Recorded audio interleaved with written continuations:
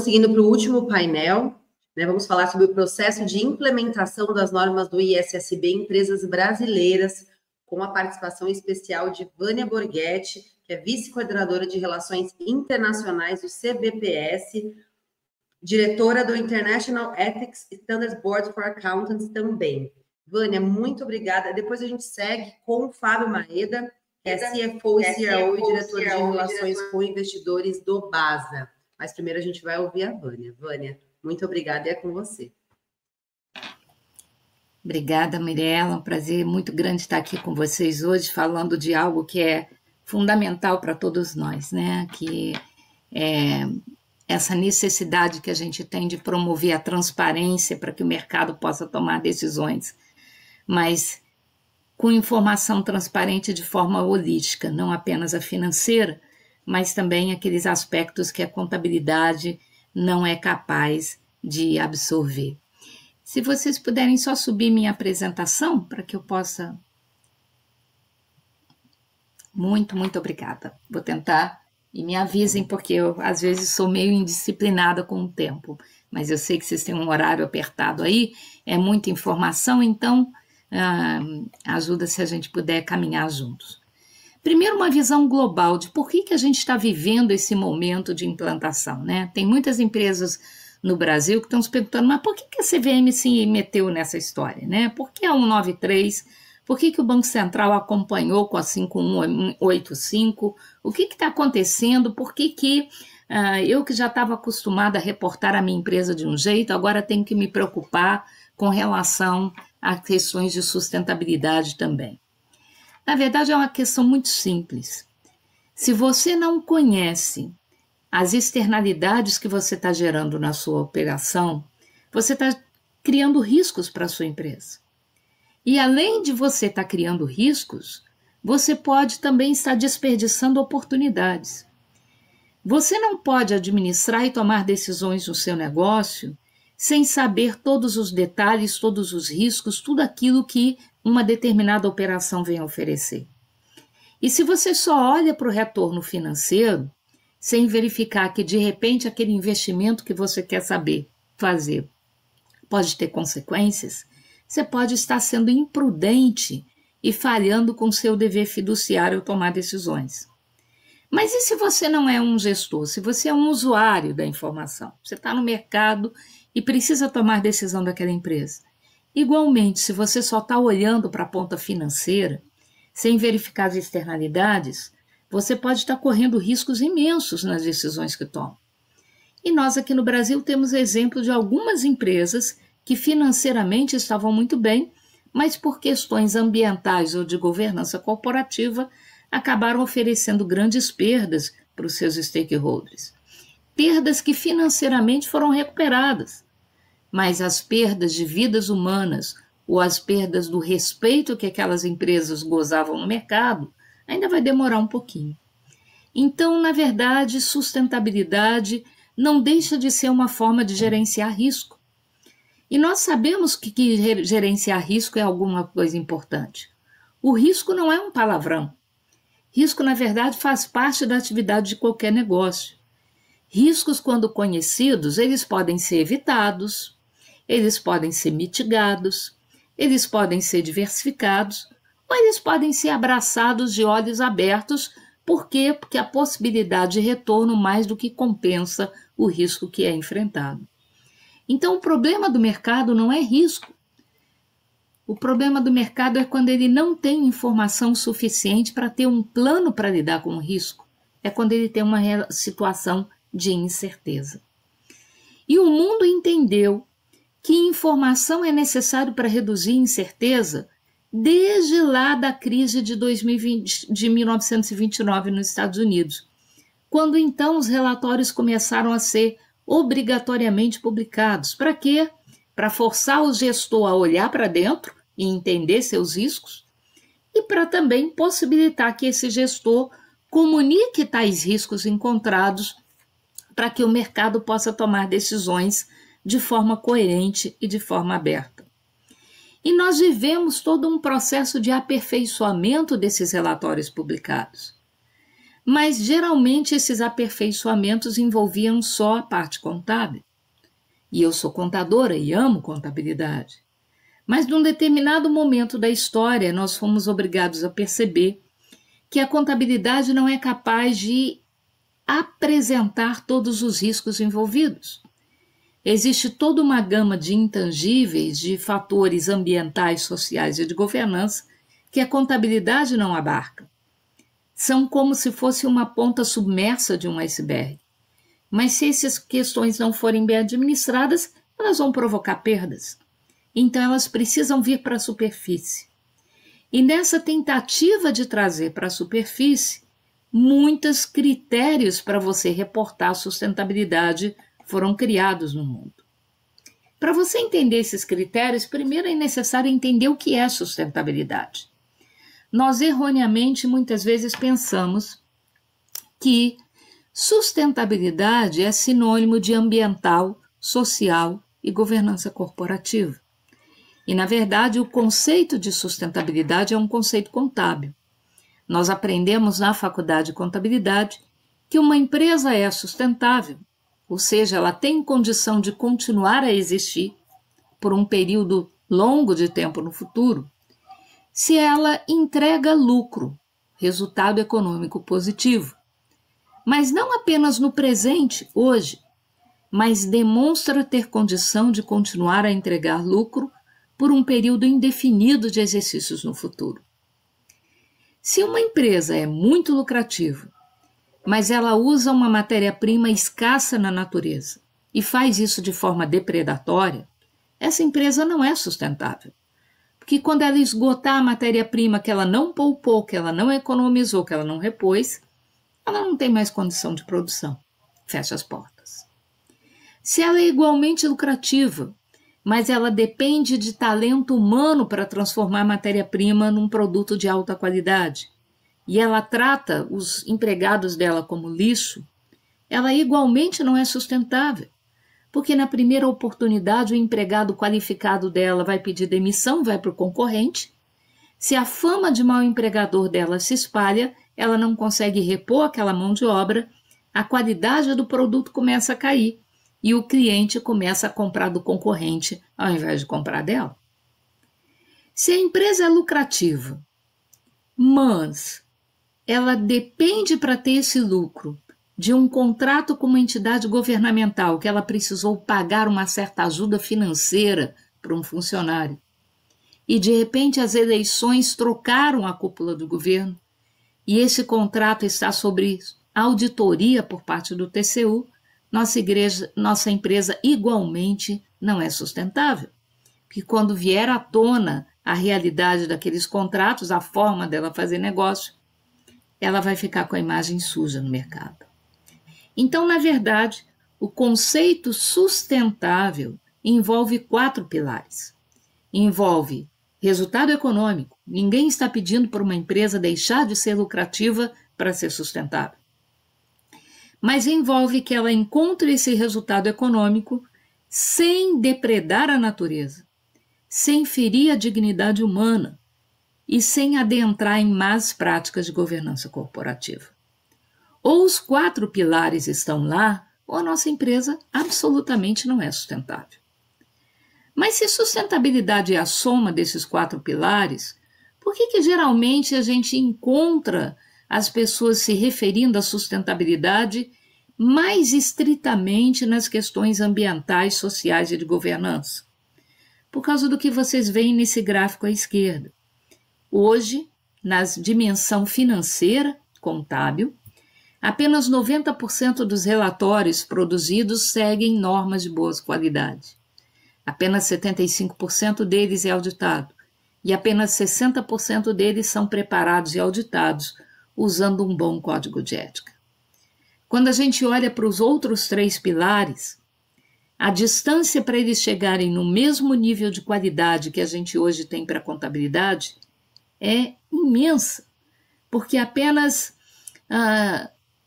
10% deles, se muito, usam bons padrões de reporte de sustentabilidade. Apenas 3% são auditados e apenas 5% usam um código de ética.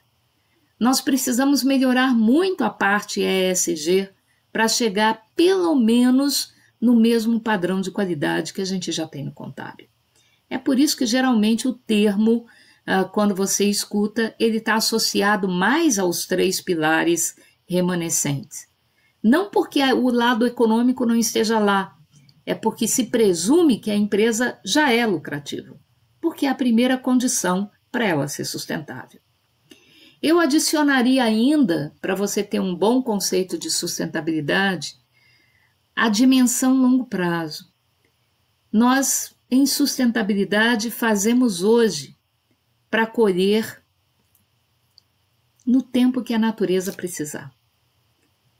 Você não despolui uma baía contaminada em décadas, gente. Você não reconstrói uma floresta dilapidada em gerações. Então, ou a gente pensa em longo prazo, ou a gente nunca vai acreditar que sustentabilidade é importante. Mas eu não posso me dar ao luxo de dizer, se de repente eu nem vou estar mais vivo quando aquela floresta se recompor, para que eu vou fazer isso? Deixa para a próxima geração. Não podemos fazer isso porque o que precisa ser feito em sustentabilidade precisa ser feito ontem. Nossos avós não sabiam e por isso não fizeram. Mas nós sabemos e devemos aos nossos filhos e aos nossos netos fazer hoje aquilo que eles vão precisar para viver amanhã. Então, a dimensão de longo prazo ela é fundamental. E também a inovação. Ninguém quer que a empresa deixe de ser lucrativa, mas que ela encontre novos caminhos para explorar o seu negócio de uma forma que seja menos danosa para o meio ambiente, para a dignidade humana e para as boas práticas de governança. A tecnologia pode ser uma boa ferramenta, porque nos ajuda a traçar cenários. No painel do Eduardo e do Edilson, vocês estavam tratando disso, né? Vocês podem traçar cenários, fazer simulações, encontrar e identificar riscos e mensurar esses riscos de uma forma muito mais tranquila com a ajuda da tecnologia. O difícil mesmo é mudar o mindset, é mudar a cultura, é mudar a forma das pessoas pensarem os negócios e o mundo. Mas a gente consegue e a gente vai chegar lá. Se a gente precisa dessa informação, muitas soluções surgiram sobre então como reportar. A mais famosa delas é o GRI, o Global Reporting Initiative, mas temos o TCFD, o TNFD, o CDP, SHIFT, o SASB, o Science Based Target, o IFVI. Temos mais de 100 padrões diferentes de como reportar sustentabilidade. Todos eles ótimos. Mas eles tinham um grande pecado. Todos eles eram adotados na modalidade Relate ou Explique. Na modalidade Relate ou Explique, a empresa escolhe sobre que forma reportar. Isso quer dizer que ela pode estar reportando por uma base e o concorrente dela está reportando por outra completamente diferente. Se um analista de investimento precisa tomar decisão entre as duas empresas, ele nunca vai conseguir fazer isso olhando o relatório das duas, porque eles não são comparáveis entre si. Às vezes o relatório de uma empresa não é comparável nem com ela mesma, porque como ela não era obrigada a reportar, se alguma coisa não dava certo na metodologia que ela estava usando hoje, no ano que vem ela trocava. No outro ano não gostou do resultado, troca por outra, ou mistura várias. Essa flexibilidade é muito boa para uma coisa chamada criatividade, mas é péssima para uma coisa chamada comparabilidade, para permitir diagnósticos, para permitir você tirar conclusões sobre se a situação da empresa estava boa ou estava ruim. O mundo então percebeu que precisava fazer para a sustentabilidade a mesma coisa que tinha sido feito para a contabilidade. E quem ajudou a perceber isso foi um movimento chamado Relato Integrado.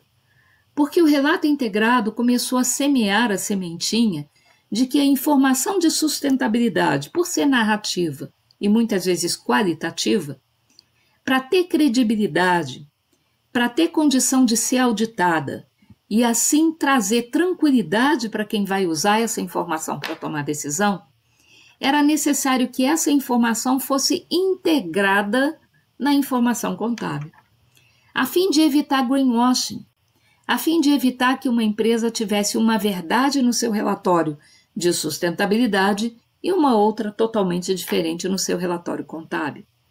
Ela não pode dizer planta uma árvore todo dia no seu relatório de sustentabilidade se a provisão para perda ambiental no balanço patrimonial é gigantesca.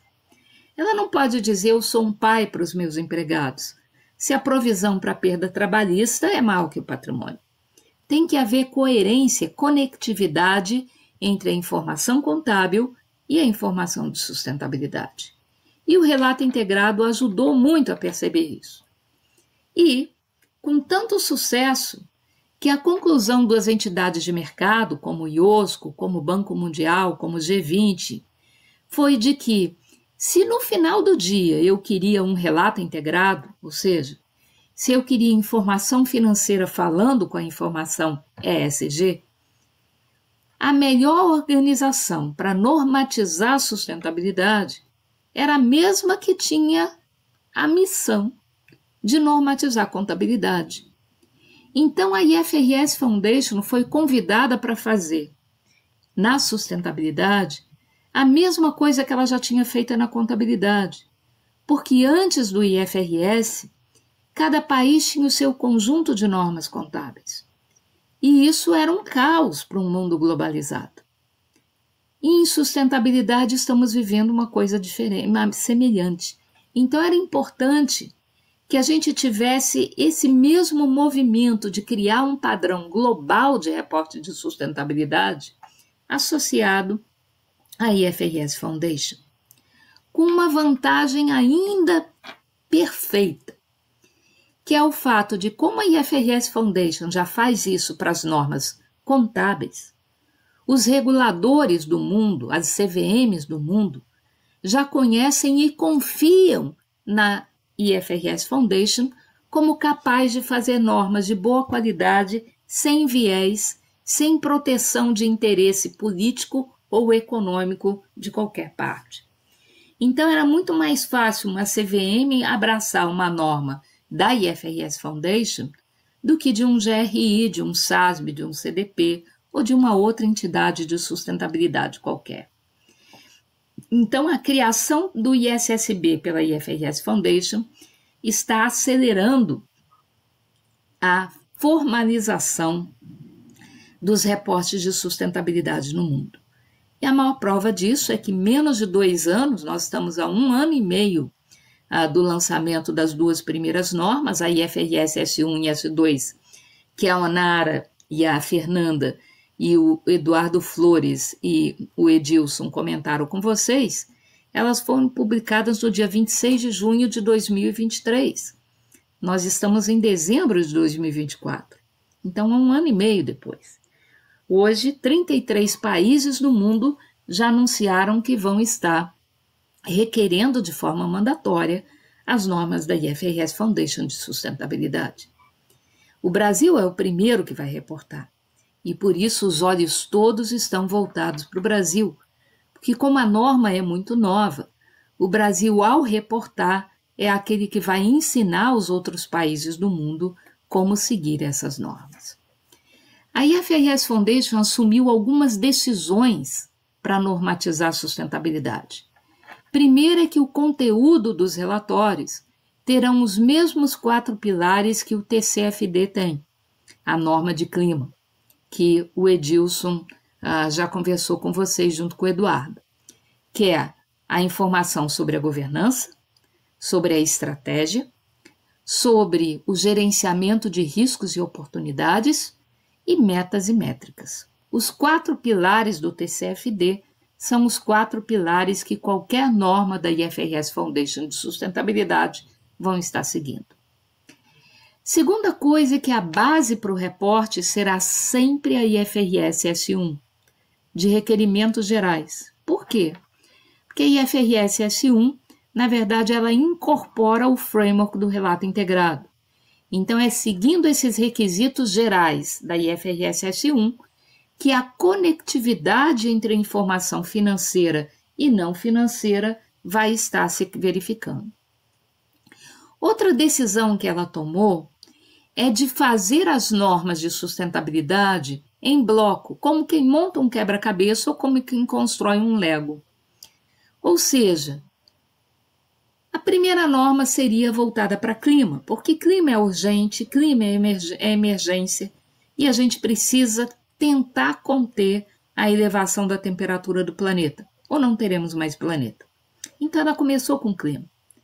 E depois ela vai agregando outros bloquinhos de norma de sustentabilidade.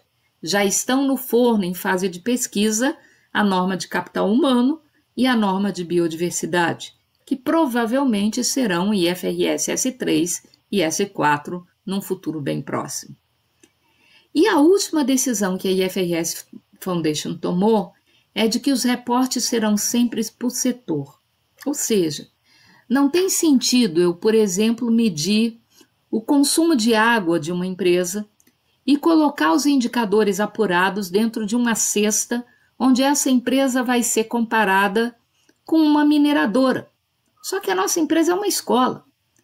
Se eu comparo uma escola com uma mineradora, eu vou achar que sempre o consumo de água da escola faz dela uma santinha e da mineradora uma bandida. E isso não necessariamente é verdade. Então, com as normas por setor do SASB, que a IFRS Foundation incorporou junto com o relato integrado, você sempre vai ter a apresentação dos relatórios com setores, apresentando por setor, para que eles possam ser perfeitamente comparáveis entre si. A IFRS S1, então, é hoje o CBPS 01, ou a Norma Brasileira de Contabilidade TDS 01, ou a Resolução CVM número 217 de 2024. Então está aí a IFRS S1, disponível para todas as empresas que vão reportar.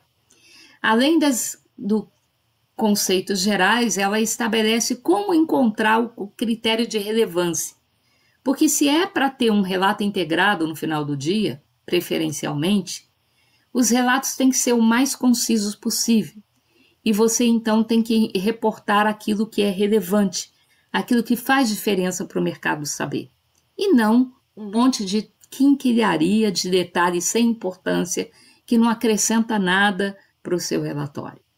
A arquitetura é do TCFD, a informação é por setor, e a grande novidade, informação de sustentabilidade precisa ser divulgada na mesma data que a informação contábil.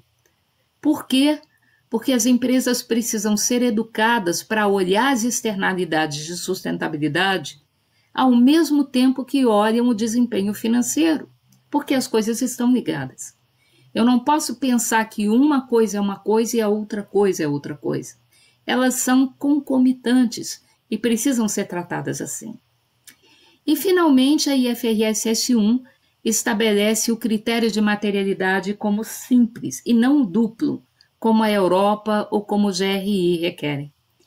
O conceito de materialidade é a materialidade financeira, o mesmo que a empresa vai estar usando para suas demonstrações contábeis, ela pode usar para reportar IFRS S1 e S2. O que a materialidade simples ou financeira estabelece? Que a empresa tem que olhar para o que está acontecendo ao seu redor e verificar o quanto esses fenômenos afetam seu desempenho. Então, a empresa já está acostumada a fazer isso. Se o desemprego aumenta, se o câmbio dispara, se o PIB cai, se vem uma pandemia, ela é obrigada a olhar para isso e ver o quanto isso afeta o seu negócio. Agora ela passa a ter alguns outros critérios aí nesse seu checklist. Se houve seca, se houve enchente, qual a capacidade dela de lidar com a elevação da temperatura, com a quebra da safra ou outros critérios mais. Então, ela vai olhar para fora e verificar o quanto isso afeta o seu negócio. E assim ela vai perceber na carne que sustentabilidade pode ser um grande risco. E se ela não administra, se não gerencia esse risco, ela pode vir a ter perda. Mas sustentabilidade também pode ser uma grande oportunidade, quando ela olha para si mesma para tentar ser mais sustentável, ela encontra um monte de desperdício, de ineficiência, de problemas que com um pouquinho de treinamento ou com uma tecnologia mais moderna, ela consegue ter grandes ganhos e grandes retornos. É isso que a gente espera que aconteça.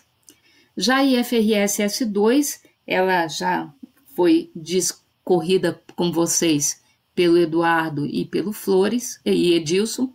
Ela mede as questões de efeito climático, usando ainda a arquitetura do TCFD. A empresa tem que reportar a sua cadeia de valor, é escopo 3, tem que reportar a sua resiliência, a sua capacidade de lidar com os riscos a que ela está sujeita, e ela vai sempre reportar o IFRS S2 em conjunto ou levando em consideração o IFRS S1. Existem alguns alívios para o primeiro ano de aplicação. Ela não precisa informar mais do que o efeito climático, ela não precisa publicar informação comparativa no primeiro ano. No primeiro ano, ela está dispensada de reportar a cadeia de valor, e ela também está dispensada de publicar no mesmo dia a informação financeira e a não financeira, ou mesmo de seguir o protocolo GHG. Então, o exercício de 2026, que vai ser reportado em 2027, tem todos esses alívios que a IFRS Foundation conferiu e que a CVM está respeitando. Mas para a informação de 2027, que vai ser publicada a partir de 2028, nenhum desses alívios vale mais. Todos esses critérios passam a ser igualmente reportados e auditados. Só para completar essa parte global, é muito importante a gente perceber que o que a gente está discutindo em termos de reporte de sustentabilidade é algo muito diferente do modelo relate ou explique que a gente tinha até agora. A partir de agora, não é mais opcional ou voluntário. Reportar sustentabilidade está se tornando regulação. E para isso ele precisa ter de uma estrutura básica fundamental. A primeira é a estrutura da norma do reporte propriamente dito, que o ISSB da IFRS Foundation faz e cuida para o setor privado, e o IPSASB cuida para o setor público. Mas não basta publicar o relatório. É necessário que você aponha ao relatório a asseguração que garante que aquela informação publicada é crível, é evidenciável. Então, a norma de asseguração, o ISA 5000, foi aprovado no dia 20 de setembro e entra em vigor em 2026.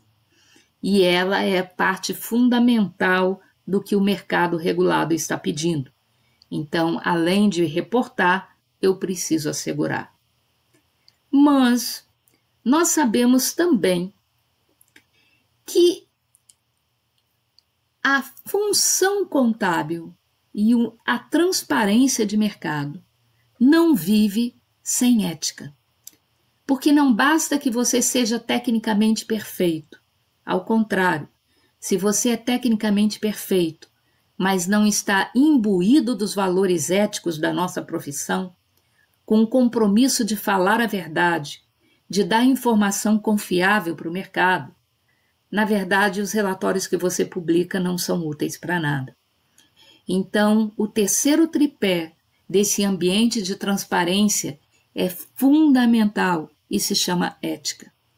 Quem elabora o código de ética que vai ser usado para reportar sustentabilidade é a mesma entidade que faz o código de ética usado para reportar contabilidade, que é o IESBA. Na sexta-feira da semana passada, dia histórico, dia 6 de dezembro, aprovamos o código de ética que vai consubstanciar o reporte e a asseguração de informação de sustentabilidade.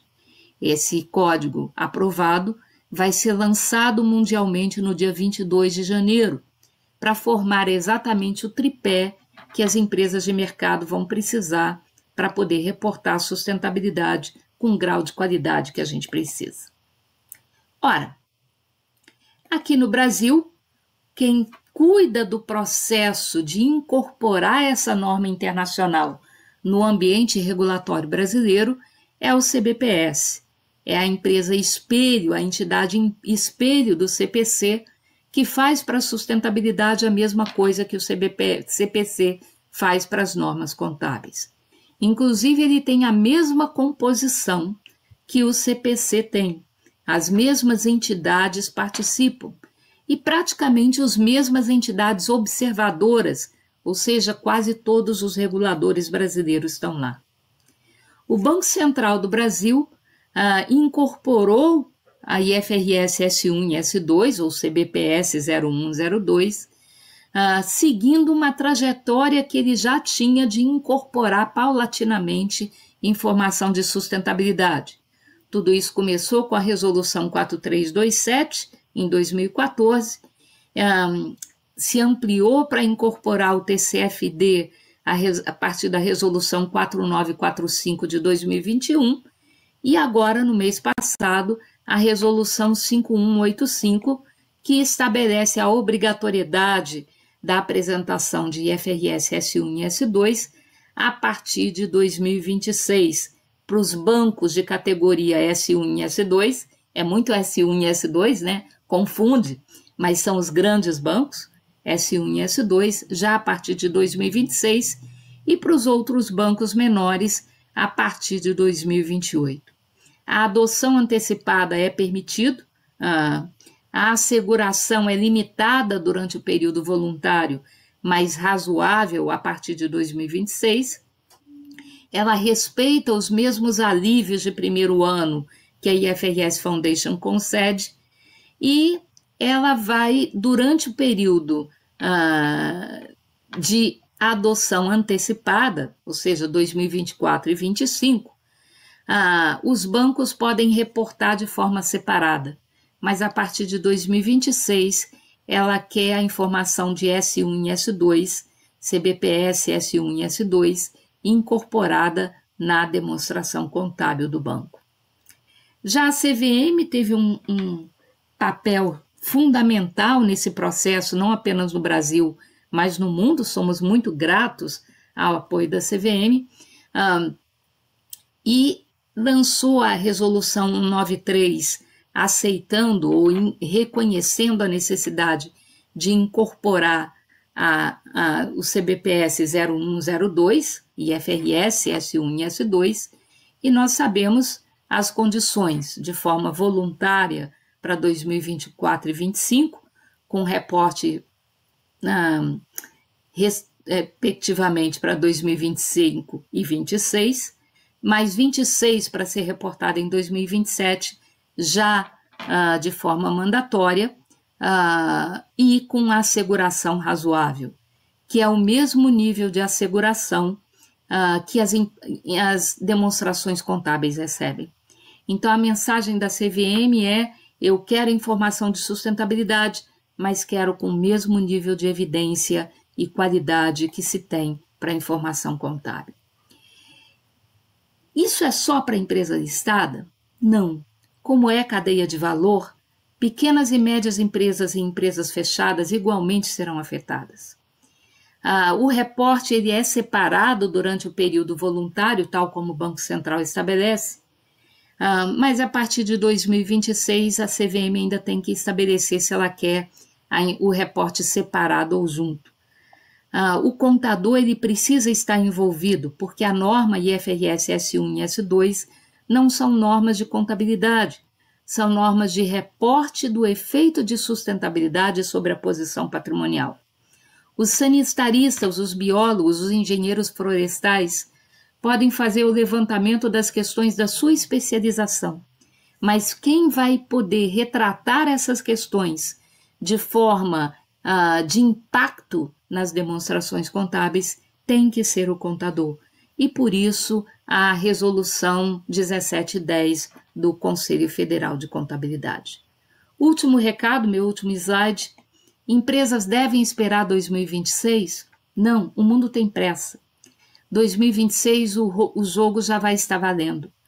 Use 2024 e 2025 como uma forma de treinamento, de você ouvir o feedback dos reguladores, dos auditores, dos investidores, para saber se aquilo que você está pretendendo reportar é efetivamente aquilo que o mercado precisa saber. E mantenha-se atualizado, copiando o QR Code aqui e recebendo o boletim quinzenal do CBPS. Eu encerro por aqui, Mirela, já estourei meu tempo e deixo aqui os meus contatos, já agradecendo a honra do convite recebido. Vânia, muito obrigada pela participação e por enriquecer aqui também o nosso debate. Sempre uma honra tê-la conosco aqui. Muito obrigada. Vou chamar aqui o Fábio Maeda, que é CFO, CRO e diretor de relações com investidores do BASA, do Banco da Amazônia, para contar um pouquinho a visão dele, como que o Banco da Amazônia está se preparando para todas essas transformações. Com você, Fábio. Obrigado, Mirela. Primeiramente, muito obrigado aí pelo convite aí da FBM, pela realização do evento. Muito feliz também de estar participando, né, em parceria aí com vocês. Acho que a FBM tem sido muito parceira do banco, inclusive nessa mesma agenda, em outras agendas regulatórias aí que o banco tem percorrido. Está animada a agenda de banco ultimamente, nos últimos anos. E muito legal também vir depois da Vânia, fica um agradecimento também para a exposição aí da Vânia, que facilita muito aí a gente falar. No máximo vou complementar aqui e pôr um pouco de cores, né, de tudo que ela falou, que é uma aula completa aí sobre o tema. Acho que inicialmente cabe a gente contextualizar, falando um pouco do banco, falando um pouco dessa conexão, né, com o tema, e porque isso ajuda inclusive a contextualizar como que esse assunto em cores e ao vivo na nossa operação, ela é importante e prioritária, tá? Primeiro, acho que o banco, né, como um banco federal público, ele tem um foco super claro em desenvolvimento social, em desenvolvimento sustentável, e o próprio nome que a gente carrega, que é a região de atuação onde a gente atua. Então, a gente tem uma atuação na região da Amazônia Legal Brasileira, que são todos os estados da região norte, mais Mato Grosso e Maranhão. Então, quando a gente naturalmente fala de uma atuação nessa região, de uma atuação na Amazônia como a gente tem, tudo que a Vânia falou em termos de riscos e oportunidades e por que a gente tem que olhar essa agenda com atenção, ela é super redobrada e potencializada no nosso caso. Dependemos da Amazônia, dependemos da floresta e, ao mesmo tempo, a gente carrega todos os riscos que estão atrelados a operar numa região como essa. Então, acho que a gente, desde o início, né, da nossa operação, são 82 anos de história aqui no banco, operando exclusivamente aí nessa região atualmente, ela embute exatamente todos esses riscos e oportunidades que o ESG traz. E aí, inicialmente, né, quando a gente fala de oportunidades, eu acho que tem grande parte dessas agendas de mensuração. Então, uma das agendas de mensuração que a gente está falando é exatamente a mensuração de ativos ambientais. Então, essa é uma das agendas, inclusive, que o banco já está trabalhando, que é um dos padrões, né? A Vânia colocou aí a sopa de letrinhas dos padrões. Então, o padrão do TNFD, né, que é dos ativos de natureza, é um padrão que a gente tem trabalhado já para iniciar, fazer um levantamento e um reporte sobre o padrão do TNFD. E também, obviamente, a gente também já tem trabalhado, apesar da gente ser uma instituição S3, né, que é igual a tabelinha ali estava posta, né, da nossa obrigatoriedade a partir de 2028, também a gente já tem trabalhado como instituição, mesmo como instituição S3, já para fazer a adoção o quanto antes, possivelmente ainda ano que vem, desse padrão aí do ISSB S1 aqui, e a gente vai começar por ele, né? E aí, mais uma vez, o porquê, né? Porque nosso entendimento é um entendimento muito claro dessa administração, entendimento exatamente da região que a gente atua, que a gente precisa ter isso muito claro, muito bem claro, não só para uma tomada de decisões para o nosso dia a dia das nossas operações, mas também para um efeito de governança e transparência que a gente deve ao mercado. Nós, como companhia aberta, que também estamos sujeitos aí a regulamento da CVM, a todos os regulamentos também que o Banco Central também tem feito em relação a esse assunto, nós estamos sujeitos a isso e também a gente quer relatar para os nossos investidores, a gente quer relatar ao mercado como isso afeta o banco, né? Mais uma vez, sobre essa ótica de riscos e oportunidades. Todo mundo enxerga, talvez, né, de uma maneira exacerbada, né, a importância de a gente divulgar os nossos riscos. A gente vai ouvir falar em seca na Amazônia, seca no Amazonas, especificamente, né, no estado, e isso, de fato, é um ponto de atenção que tem que estar aqui na nossa operação como banco e atuando nessa região. Então, clientes que podem ser afetados por esses efeitos, então, são riscos materiais, né, que existem aqui nessa atuação e que a gente está trabalhando exatamente para fazer um reporte sobre esses padrões e nessa ótica. E aí entra um pouco, né, acho que até na passada do professor Eduardo Flores, do Edilson, eles comentaram, estavam falando no final sobre dados, né?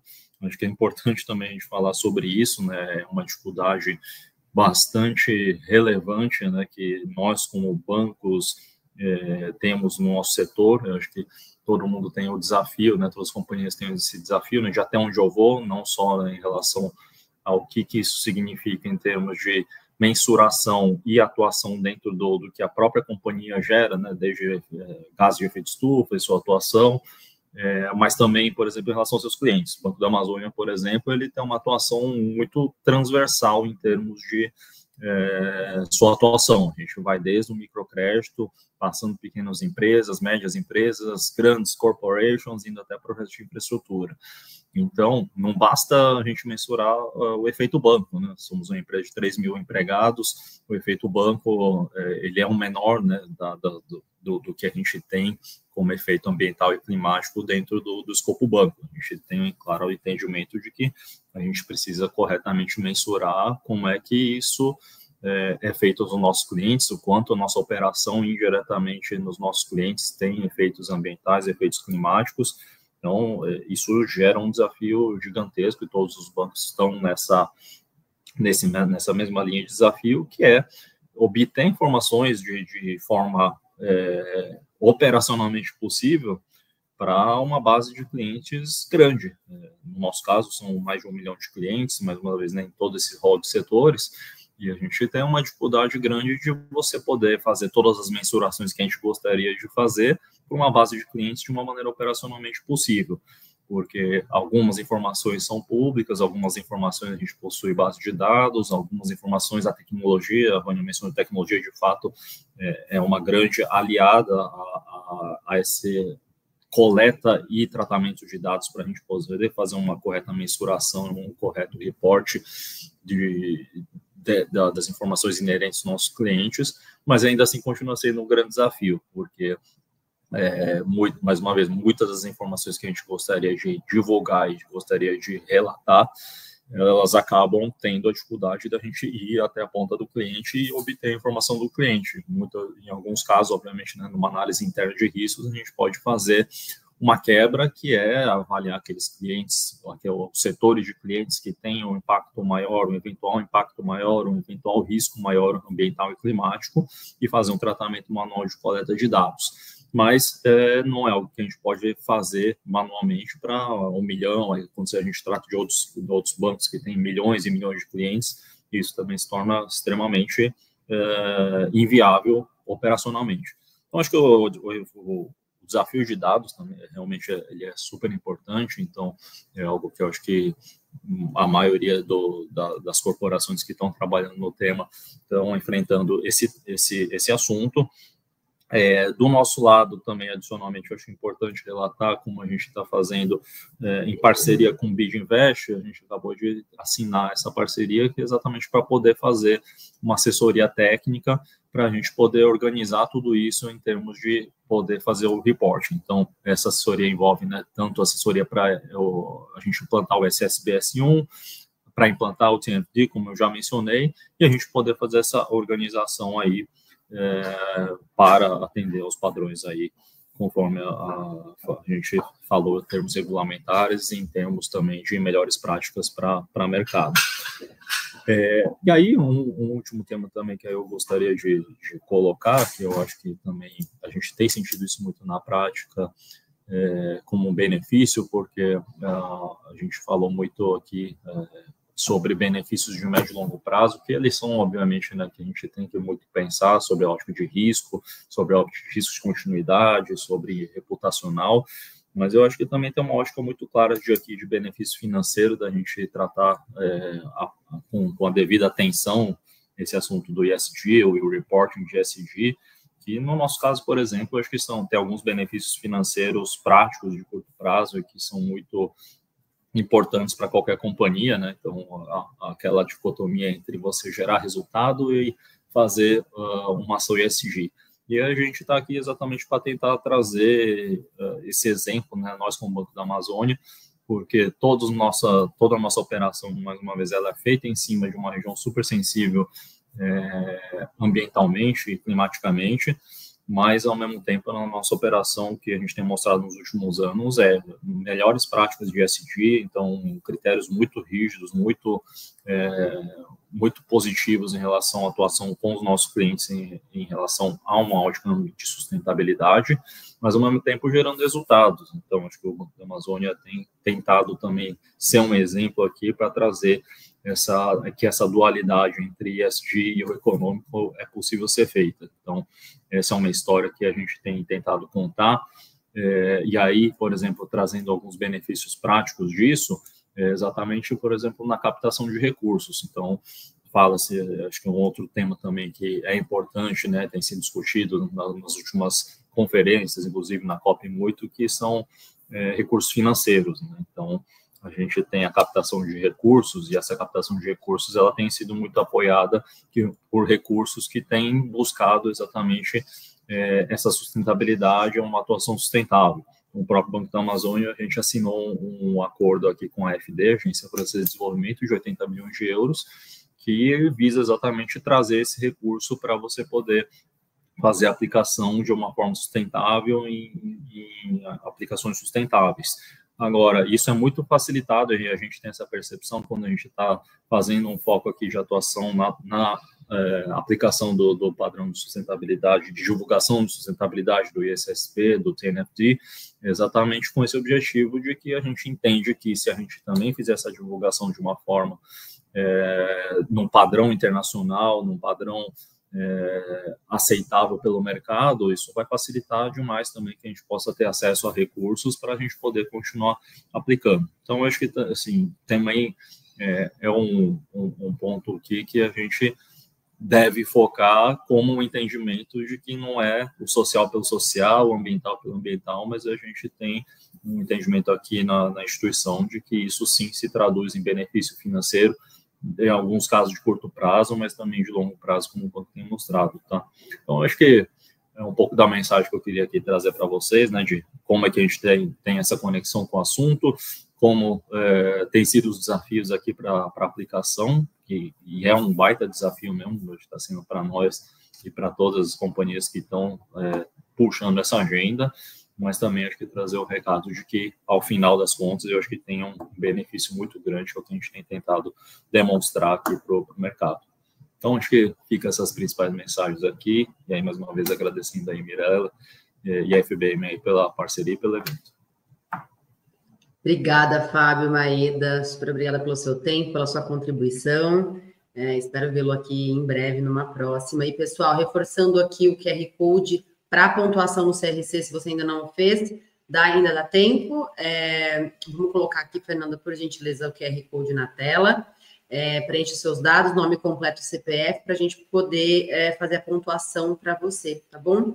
E também fica aqui o convite para quem quer conhecer um pouquinho mais do nosso portfólio de cursos ESG, conduzido aí pelo Samir Sayed, nosso coordenador técnico. A gente tem um QR Code aqui também, o verdinho. Fernanda, se puder colocar aquela tela dos nomes dos cursos para o pessoal entender um pouco mais. Escaneia, você vai chamar a Stephanie, que vai te atender e te explicar direitinho, bem no detalhe, todo o conteúdo programático, investimento e desconto para você, tá bom? Espero que tenham gostado. Fiquem ligados que a gente deve fazer mais eventos como esse, já está no nosso calendário para o ano que vem, e também os nossos aulões gratuitos, que também é uma iniciativa para a gente promover aí conteúdo de valor para você, para os nossos alunos e para a nossa audiência, tá joia? Então, encerramos aqui, acho que missão cumprida. Muito obrigada a todos, uma excelente noite e até a próxima.